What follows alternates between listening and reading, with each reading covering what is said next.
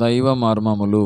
సహోదరు భక్సింగ్ గారి అనుభవంలో దేవుడు తనకు బయలుపరిచిన మర్మములను అనుదినము పంచుకొనుట. ఫిబ్రవరి 24 ఈరోజు వాక్య భాగము. మరియు ఆ సింహాసనం ఎదుట 7 దీపములు ప్రజ్వలించుచున్నవి. అవి దేవుని 7 ఆత్మలు. ప్రకటన 4వ అధ్యాయము 5వ వచనం. యోహాను సింహాసనం ఎదుట ప్రజ్వలించుచున్న 7 దీపములను చూచెను. ఇవి దేవుని 7 ఆత్మలు. ఇవి పరిశుద్ధాత్మ యొక్క 7 పరిపూర్ణ కార్యమును సూచించుచున్నవి. రోమా 8వ అధ్యాయము. 1 ఆయన విశ్వాసియందు నివసించును 9వ వచనము. 2 ఆయన జీవింపచేయును 11వ వచనము. 3 ఆయన నడిపించును 14వ వచనము.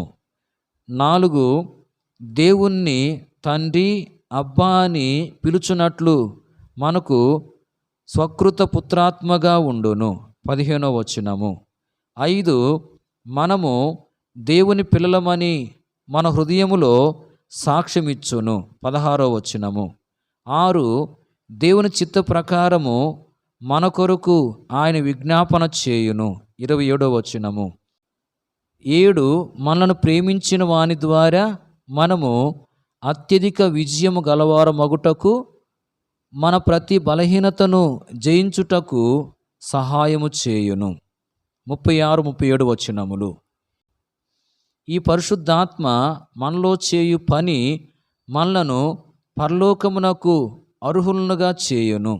మన యందు నివసించు ఆత్మ శరీర సంబంధమైన ప్రతి బంధకము నుండి మనలను విడిపించును 9వ వచనము.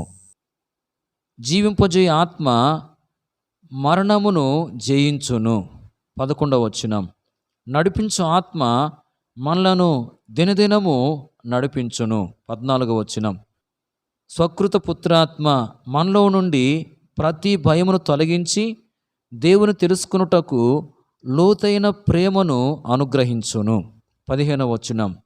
సాక్ష్యమిచ్చు ఆత్మ మనము దేవుని పిల్లలమని వారసులమని మన ఎడల దేవునికి గల నిత్య సంకల్పమును జ్ఞాపకము చేయును 16-17 వచనములు. విజ్ఞాపన ఆత్మ దేవుని చిత్త ప్రకారము ప్రార్థించుటకు నేర్పించును. చివరిగా ఆదరణకర్తగా ఉండి మనము యేసు ప్రభువుతో కూడా సింహాసనమునందు కూర్చుండు వరకు జయము నుండి జయమునకు నడిపించును. Praise the lord.